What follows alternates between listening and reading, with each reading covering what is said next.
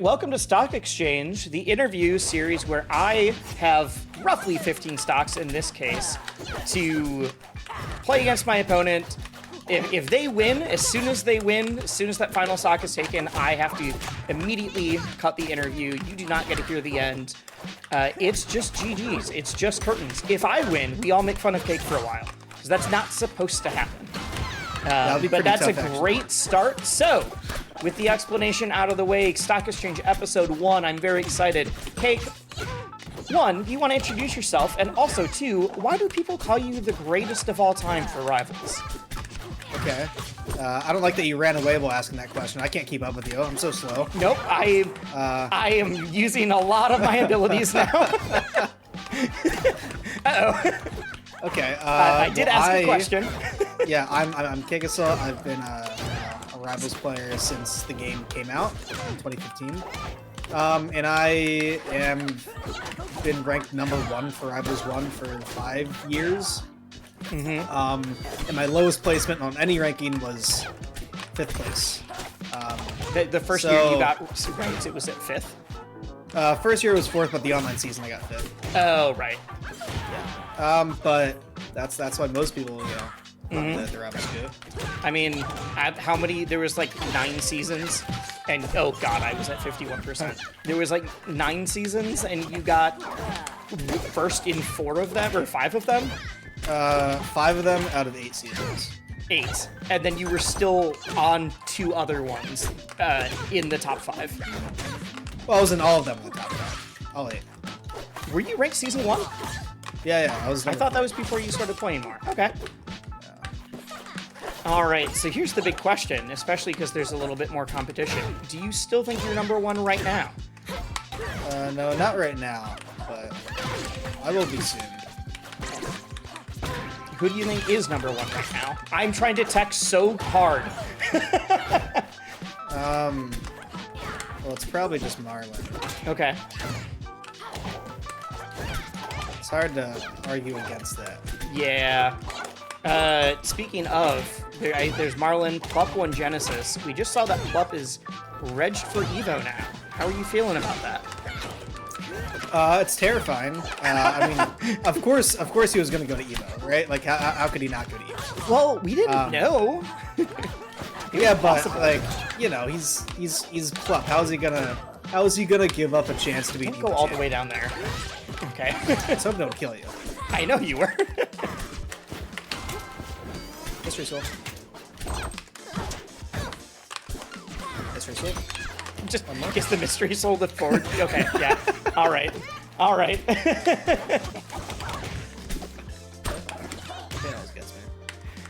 All right, so you don't think you're #1 right now. What do you think it would take to get to #1? Both like results, but also what you personally have to do. I just need to stop choking against him. I mean, that's really it. I mean, the real answer actually is that, yeah. Again, I mean, no one else is beating him except for Plup. But Plup is the actual secret #1 player. So he doesn't go to anything, so you can't really call him that. Ooh, I like that flip kick to get up. All right. So we've talked about that. We've talked about what it takes to get to #1 right now, which is just stop choking. You mentioned in a recent CakeAssault Direct that you just need to get stupider. Can you explain what that means, as well as how you feel about getting dumb lately? Well, the whole point is that, like... I should be running away, shouldn't I? You probably should be.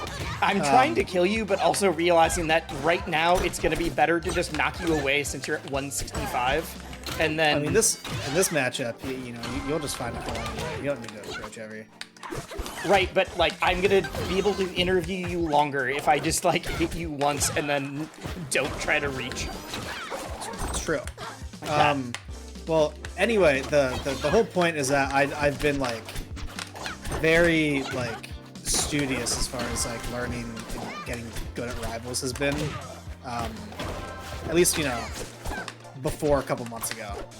Where I wasn't playing all that much, I was more just doing VOD review and, more like thinking about the game and playing it.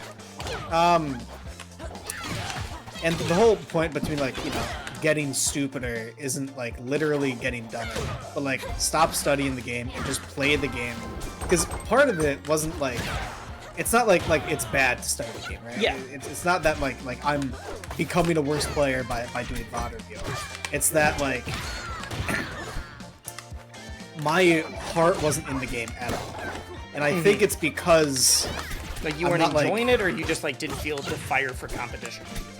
I actually enjoyed the game way more back then than I do right now. Okay. By playing a lot and realizing how dog shit the game is and how much it's ass. But before that, when I just enjoyed it as a means of competition instead of, you know, a game to enjoy. Sure. Somewhat ironically. Yeah, I thought it was way better. And that's like... What was I saying? I got too focused on the gameplay. How dare you? We're about halfway through and I still have like 5 more questions. And all the like random follow-ups. But it's like my theory was that if I just played the game more and I like put more of like myself into my gameplay as opposed to like me just trying to do like the right thing. The theoretical best option. Yeah. Then I would get my fire back. So it'd be more like me playing instead of like a Forsberg playing. It just happens to be me on the screen. Because that's like kind of what it's felt like. Is that it's not like me playing. It's just like me just trying to do the right thing based on what I've studied to think is right. And yeah, I've gotten most of the fire back. You know, it's not like, you know, old Rivals 1 days where I, you know, fucking loved competing. But I like it a lot more now than I did before. Okay. So, you know, step 1 complete. At least mostly. You know, most of the fire's back.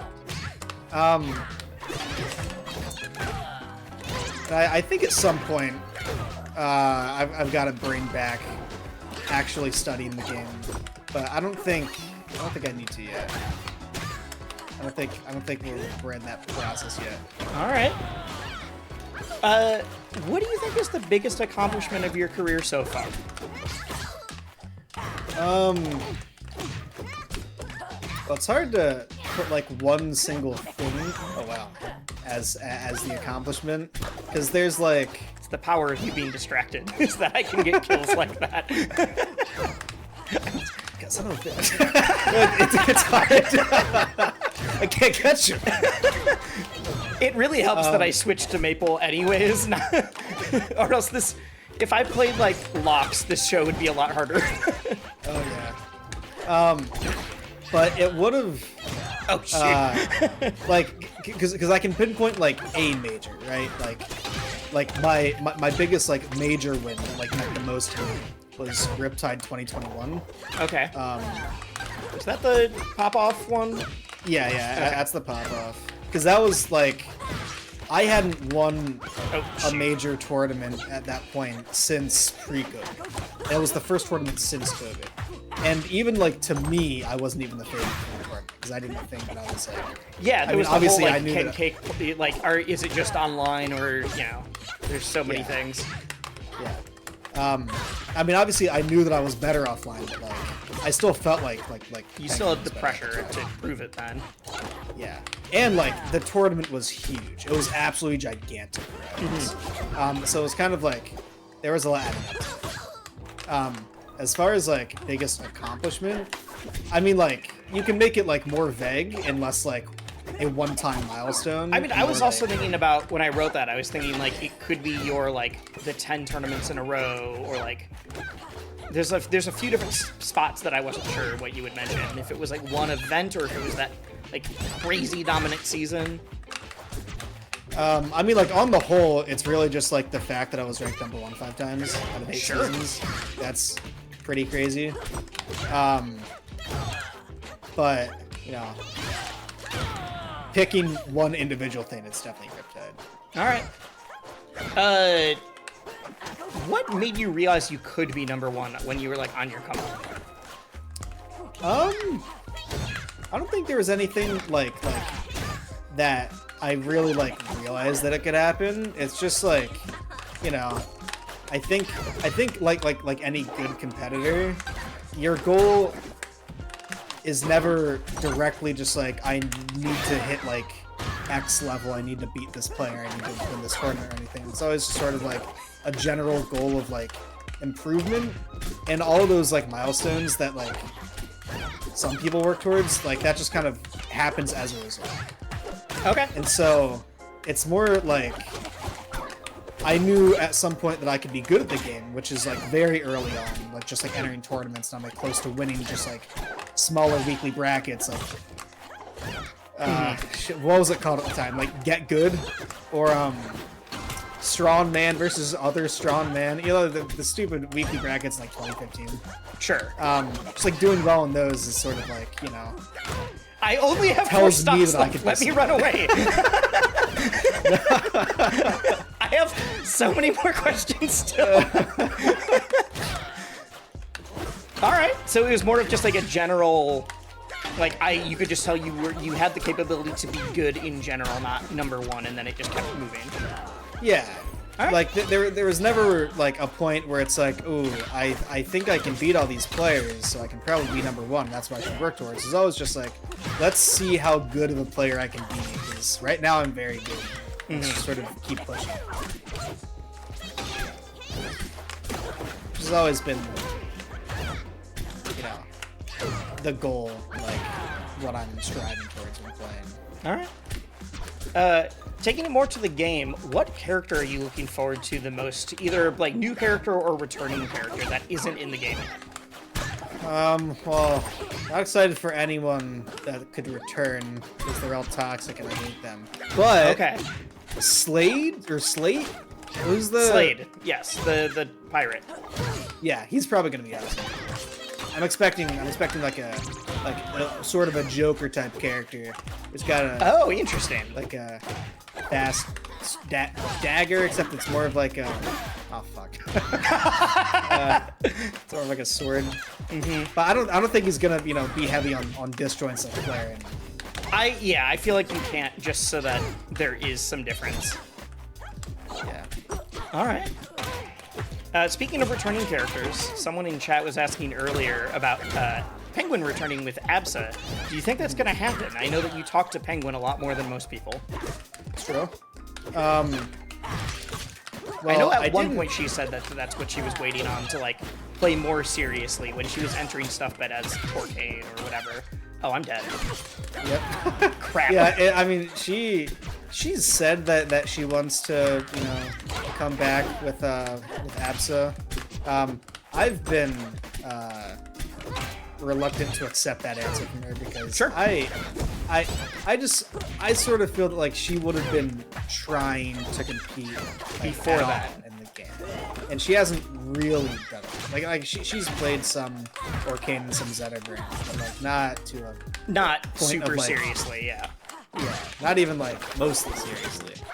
And that combined with the fact like she kind of stopped